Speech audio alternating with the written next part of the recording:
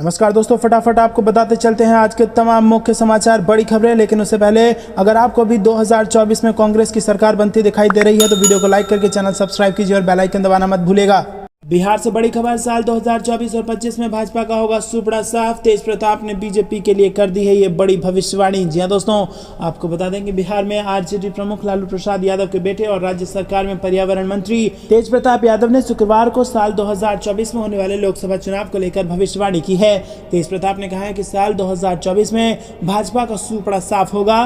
पर्यावरण मंत्री तेज प्रताप यादव ने कहा कि हमसे बड़ा साधु कोई नहीं है, हम तो रोज पूजा पाठ करते हैं। हमारी भविष्यवाणी है कि साल 2024-25 में भाजपा का सुपड़ा साफ होगा। साल 2024-25 में भाजपा का सत्ता से जाना तय है। बिहार सरकार अपने दम पर राज्य में काम कर रही है।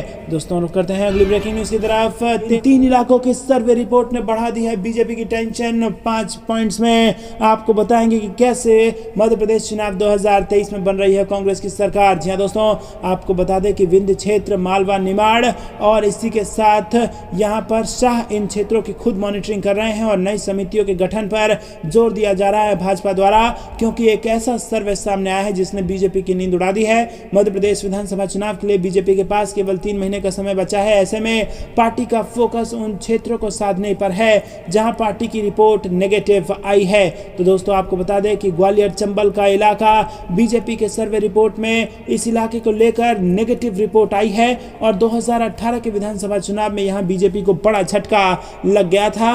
विंध्य क्षेत्र में भी भाजपा की यहां पर स्थिति नाजुक चल रही है और 2018 में कांग्रेस को यहां केवल 6 सीटों पर जीत मिली थी। विंध्य में 30 सीटें हैं, लेकिन इस बार की जो सर्वे रिपोर्ट है उसमें बीजेपी की रिपोर्ट नेगेटिव आ रही है। मालवा, निमाड़ भी ऐसे ही इलाकों में आता है जहां पर बीजेपी की नींद उड़ सकती है। तो दोस्तों इसके लिए बीजेपी तैयारी कर रही है। रुक करते हैं अगली ब्रेकिंग न्यूज की तरफ। अंधकार में है युवा का भविष्य, 5 साल में सिर्फ 12.2 लाख नई नौकरियां बीजेपी को सत्ता से बाहर करना होगा। मल्लिकार्जुन खड़गे ने दिया बड़ा बयान। जी दोस्तों, आपको बता दें कि यहां पर कांग्रेस अध्यक्ष मल्लिकार्जुन खड़गे ने मोदी सरकार पर एक बार फिर निशाना साधा है। खड़गे ने दावा किया है कि मोदी सरकार के तहत भारत ने पिछले 5 सालों में केवल 12.2 लाख औपचारिक नौकरियां जोड़ी है। उन्होंने कहा कि गरीबों और मध्यम वर्ग के अस्तित्व के लिए बीजेपी को उखाड़ फेंकने की जरूरत है। खड़गे ने आरोप लगाया है कि बीजेपी सरकार रोजगार उपलब्ध कराने में बुरी तरह विफल रही।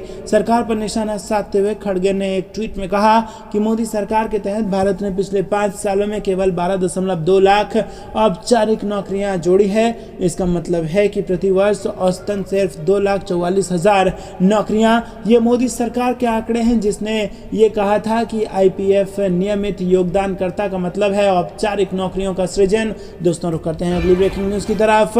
एडीएम अशोक गहलोत का बड़ा दावा, बताया क्यों राजस्थान में रिपीट होगी कांग्रेस की सरकार। जी हां दोस्तों, राजस्थान विधानसभा चुनाव में अब कुछ ही समय रह गया है और इस चुनाव में बीजेपी और कांग्रेस दोनों ही मुख्य दल अपनी अपनी जीत का दावा भी ठोक रहे हैं। इसी बीच प्रदेश के मुख्यमंत्री अशोक गहलोत ने एक बार फिर राजस्थान में कांग्रेस की सत्ता में वापसी को लेकर बड़ा दावा कर दिया है। साथ ही उन्होंने बताया है कि वो किस आधार पर सरकार रिपीट होने की बात कर रहे हैं। पत्रकारों से बातचीत के दौरान मुख्यमंत्री अशोक गहलोत ने कहा कि आने वाले चुनाव में जनता इन्हें जरूर जवाब देगी और राजस्थान में इस साल हमारी सरकार बनेगी। कोरोना में हमने जबरदस्त काम किया। उन्होंने कहा कि दिल्ली, मुंबई और अहमदाबाद न जाने ऑक्सीजन की कमी से कितने लोग यहां मर गए, लेकिन राजस्थान में हमने कोरोना काल में बेहतरीन प्रबंधन किया। प्रदेश में हमने गुड गवर्नेंस दी है, महंगाई से जनता को राहत दी, फिर हमारी सरकार प्रदेश में क्यों नहीं बनेगी। तो दोस्तों यहां पर बड़ा दावा किया है अशोक गहलोत ने। और भाजपा शासित राज्यों की जो स्थिति कोरोना काल में हुई थी, जब लोग ऑक्सीजन सिलेंडर तक के लिए तरस गए थे, उसी को लेकर यहां पर बड़ा बयान दिया है अशोक गहलोत ने और कहा है कि उस समय भी हमने राजस्थान में स्थिति को बढ़िया से कंट्रोल कर लिया था, तो आखिरकार क्यों नहीं हमारी सरकार यहां पर रिपीट होगी। आपको क्या कुछ लगता है किसकी बनेगी राजस्थान में सरकार, कमेंट में जरूर बताइए। रुक करते हैं अगली ब्रेकिंग न्यूज की तरफ। सुप्रीम कोर्ट से राहत के बाद पहली मुलाकात, इंडिया के संयोजक बनाने पर हो सकती है चर्चा। लालू प्रसाद से मिलने जाएंगे राहुल गांधी। जी हां दोस्तों, मोदी सरनेम से जुड़े मानहानि केस में राहुल गांधी को सुप्रीम कोर्ट से बड़ी राहत मिल गई है और कोर्ट कोर्ट से राहत मिलने के बाद राहुल गांधी पहली बार लालू यादव से मिलने जाएंगे। और दोस्तों आपको बता दें कि सुप्रीम कोर्ट से राहत मिलने के बाद इस मुलाकात में इंडिया के संयोजक बनाने पर हो सकती है चर्चा। राहुल गांधी बन सकते हैं इंडिया गठबंधन के संयोजक। रुक करते हैं अगली ब्रेकिंग न्यूज की तरफ। सिंह दंगों की आज राजस्थान चुनावों में भी धार्मिक ध्रुवीकरण हुआ तो बदल सकता है 29 सीटों का गणित। जी हाँ दोस्तों, आपको बता दें कि हरियाणा की नूंह मेवात में दो गुटों के बीच हुए धार्मिक उन्माद, टकराव और पत्थरबाजी की घटना के बाद राजस्थान के कुछ जिलों में पुलिस की तैनाती बढ़ा दी गई है। हरियाणा की आग राजस्थान में ना पहुंचे, इसीलिए प्रदेश सरकार ने हरियाणा की सीमा से सटे भरतपुर के 4 इलाके और अलवर जिले के 10 क्षेत्रों में धारा 144 लागू कर दी है। दरअसल साल के अंत में हरियाणा के मेवात इलाके से सटे राजस्थान में विधानसभा चुनाव होना है। राजस्थान में ही मेवात इलाके का ज्यादा फैलाव है। भरतपुर और अलवर जिले इसी मेवात क्षेत्र में आते हैं। यहाँ विधानसभा की कुल 18 सीटें आती हैं और इस सीटों पर कांग्रेस भाजपा के अलावा बसपा का भी अच्छा होल्ड है। 2018 के विधानसभा चुनावों में भरतपुर की 7 सीटों पर भाजपा का खाता तक नहीं खुला था। 7 में से 4 कांग्रेस, 2 बसपा और 1 सीट पर आरएलडी उम्मीदवार ने जीत हासिल की थी, जबकि अलवर जिले की 11 सीटों में से महज 2 सीटों पर ही भाजपा को जीत मिली थी, जबकि कांग्रेस को 5, 2 सीटें निर्दलीय और 2 पर बसपा के उम्मीदवार ने जीत दर्ज की थी। रुक करते हैं अगली ब्रेकिंग न्यूज की तरफ। मध्य प्रदेश में कर्नाटक के फार्मूले पर काम कर रही है कांग्रेस। 2 सर्वे करा रहे राहुल गांधी सभी 230 विधानसभा सीटों की रिपोर्ट देखेंगे। जी हाँ दोस्तों, मध्य प्रदेश विधानसभा चुनाव में कुछ महीने ही बचे हैं और कर्नाटक में जीत से उत्साहित कांग्रेस ने मध्य प्रदेश में भी कर्नाटक फार्मूले पर तैयारी तेज कर दी है। सूत्रों के मुताबिक राहुल गांधी की टीम मध्य प्रदेश में 2 सर्वे कर रही है और ये सर्वे 10 से 15 अगस्त तक पूरे हो जाएंगे। इन्हीं सर्वे के आधार पर टिकट वितरण होगा। राहुल गांधी सभी 230 विधानसभा सीटों की रिपोर्ट देखेंगे। वहीं कमलनाथ के सर्वे के जरिए यह देखा जाएगा कि संभावित उम्मीदवार को कितने नंबर मिले हैं। एक बड़े कांग्रेस नेता के मुताबिक मध्य प्रदेश में उम्मीदवारों के चयन को लेकर राहुल गांधी की पर्सनल टीम के साथ एक दूसरी एजेंसी सर्वे कर रही है। उम्मीदवारों के बारे में सारी जानकारी जुटाई जाएगी और सामाजिक सक्रियता, विधानसभा में छवि, पिछले चुनाव में हार जीत का अंतर, जातिगत समीकरण के साथ साथ कमलनाथ के सर्वे के नंबर भी मायने रखेंगे। दोस्तों रुक करते हैं अगली ब्रेकिंग न्यूज की तरफ। राहुल गांधी की सजा पर रोक लगाने के बाद प्रियंका गांधी का ट्वीट, 3 चीजें ज्यादा देर तक नहीं छुप सकती, सूर्य, चंद्रमा और सत्य। जी हाँ दोस्तों, आपको बता दें कि मोदी सर ने मामले में सुप्रीम कोर्ट से कांग्रेस नेता राहुल गांधी को बड़ी राहत मिल चुकी है। सुप्रीम कोर्ट ने इस मामले में फैसला सुनाते हुए राहुल गांधी की सजा पर रोक लगाई है और सुप्रीम कोर्ट के फैसले से कांग्रेस में खुशी की लहर है। बड़ी संख्या में कांग्रेस के कार्यालय में कार्यकर्ता पहुंचे हैं और जश्न मना रहे हैं। इसके साथ ही कांग्रेस समेत विपक्ष के नेताओं की इस मामले में प्रतिक्रिया आ रही है। इस बीच कांग्रेस महासचिव प्रियंका गांधी ने ट्वीट कर लिखा है कि 3 चीजें ज्यादा देर तक नहीं छुप सकती, सूर्य, चंद्रमा और सत्य। इसके साथ ही उन्होंने लिखा है कि सुप्रीम कोर्ट को न्यायपूर्ण निर्णय के लिए धन्यवाद। सत्यमेव जयते, मुझे अपना लक्ष्य पता है, मैं जानता हूं कि मैंने क्या किया है और मुझे क्या करना है। मीडिया को संबोधित करते हुए राहुल गांधी ने यह बड़ा बयान दिया है। दोस्तों आपको बता दें कि अखिलेश यादव ने भी ट्वीट किया है। अखिलेश यादव ने राहुल गांधी को सुप्रीम कोर्ट से राहत मिलने के बाद ट्वीट किया और कहा कि माननीय सर्वोच्च न्यायालय ने राहुल गांधी जी की सजा पर रोक लगाकर भारतीय लोकतंत्र और न्यायपालिका में लोगों की आस्था को बढ़ा दिया है।